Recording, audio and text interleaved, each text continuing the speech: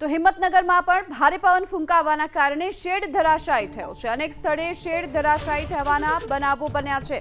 સહકારી જીનથી ધનસુરા હાઈવે પર ભારે પવન ફૂંકાયો અને વીજ પ્રવાહ ખોરવાતા અંધારપટ પણ છવાઈ ચૂક્યો છે। હિંમતનગરમાં પણ ભારે પવન ફૂંકાયો હતો અને તેના કારણે અનેક જગ્યાઓ પર શેડ ધરાશાયી થવાના બનાવો બની ચૂક્યા છે। કેટલીક જગ્યાઓ પર વૃક્ષો પણ ધરાશાયી થયા છે। તો આ તરફ વીજ થાંભલા પણ નમી પડવાના કારણે વીજ પ્રવાહ ખોરવાયો છે અને તેના કારણે હાલ અંધારપટ પણ છવાયો। તો હિંમતનગરમાં મિની વાવાઝોડા જેવો માહોલ છે અને ભારે પવન ફૂંકાતા વાહન ચાલકોને હાલાકી પડી। રસ્તા પર હોર્ડિંગ ધરાશાયી થતા ટ્રાફિક જામ પણ સર્જાયો અને આ સાથે જ ભારે પવનની સાથોસાથ વરસાદ પણ વરસ્યો હતો। મિની વાવાઝોડી સ્થિતિની વચ્ચે વાહન ચાલકોને હાલાકીનો સામનો કરવાનો વારો આવ્યો હતો। રસ્તા પર હોર્ડિંગ્સ ધરાશાયી થતા ટ્રાફિક જામ પણ સર્જાયો। તો સાબરકાંઠા જિલ્લામાં પણ સમી સાંજે વરસાદની શરૂઆત થઈ। હિંમતનગરમાં ભારે પવન સાથે વરસાદ વરસ્યો।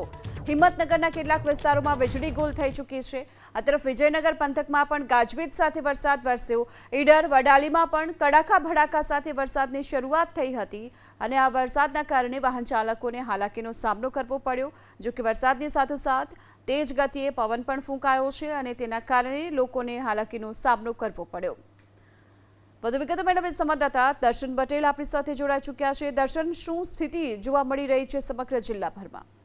સાબરકાંઠા જિલ્લામાં સમી સાંજે વાતાવરણમાં પલટો આવવા પામ્યો હતો અને જે પ્રકારે સાંજના 8 વાગ્યા પછી એકદમ જ અચાનક જ ભારે પવન ફૂંકાવાની શરૂઆત થઈ ચૂકી હતી।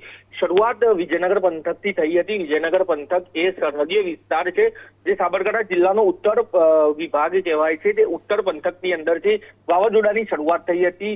વિજયનગર, ઈડર, વડાલી, હિંમતનગર, તલોદ, પ્રાંતિજ સહિતના પંથકની અંદર ભારે પવન ફૂંકાયો હતો અને તરત જ વરસાદ વરસવાની શરૂઆત થઈ હતી। સામાન્ય વરસાદ વરસ્યો હતો। સાથોસાથ ભારે પવન ફૂંકાવાને લઈને અનેક જગ્યાએ હોર્ડિંગ્સ ધરાશાયી થયા હતા। કેટલીક જગ્યાએ વૃક્ષો ધરાશાયી થવાના પણ બનાવો સામે આવ્યા હતા। સાથે જ જે હિંમતનગર શહેર છે, હિંમતનગર શહેરની અંદર અનેક જગ્યાએ જે હોર્ડિંગ્સ અને વૃક્ષો ધરાશાયી થવાના કારણે જે સહકારી જીન હિંમતનગર વિસ્તારથી જે ધનસુરા હાઈવે, જે સ્ટેટ હાઈવે છે, તે સ્ટેટ હાઈવે પર પણ ટ્રાફિક જામના દ્રશ્યો સર્જાયા હતા। સાથે જ હિંમતનગર શહેરના જે મોતીપુરા વિસ્તાર છે, તે મોતીપુરા વિસ્તારની અંદર પણ ટ્રાફિક જામ થવાના દ્રશ્યો સર્જાયા હતા। જોકે જે પ્રકારે આજે વાવાઝોડા સાથે જે વરસાદ વરસ્યો હતો તેને લઈને અનેક જગ્યાએ નુકસાનીના બનાવો પણ સામે આવ્યા હતા। અનેક જગ્યાએ વાહન ચાલકો પણ અટવાયા હતા। જોકે જે પ્રકારે જે આ વરસાદ વરસી રહ્યો હતો તેની જે તેજ ગતિ હતી તેને લઈને પણ સ્થાનિકો મુશ્કેલીમાં મુકાયા હતા। તો સાબરકાંઠા જિલ્લાની જો બીજી વાત કરવામાં આવે તો સાબરકાંઠા જિલ્લાના અનેક પંથકોની અંદર અત્યારે હાલ અંધારપટ છવાયો છે।